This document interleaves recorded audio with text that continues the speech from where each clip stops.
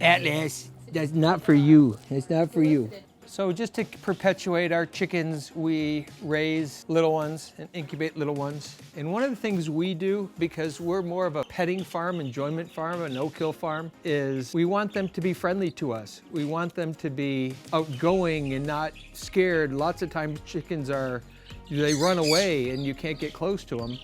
So we do things like this, is we'll get them up, put them on a table. Chickens poop a lot. So wherever you put them, they're gonna poop a lot.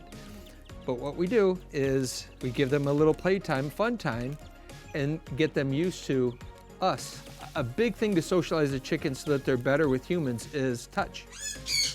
So if you notice, they're not skittish because they're busy, but after they're done eating, we'll be able to touch them and hold them a bit and just be able to have them relax with us. These chickens are anywhere from 10 to 14 days old currently.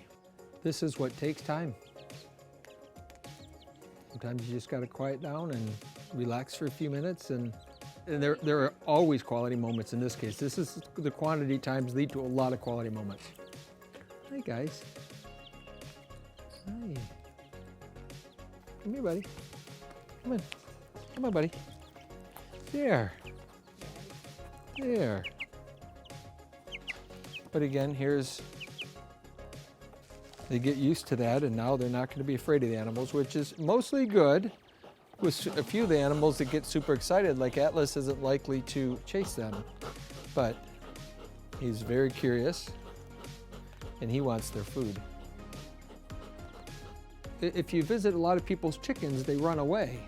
But if you've noticed, our chickens, they all come right at you, and they hang right around you, and they're always there. Way easier to be able to pick up a chicken when we've socialized them.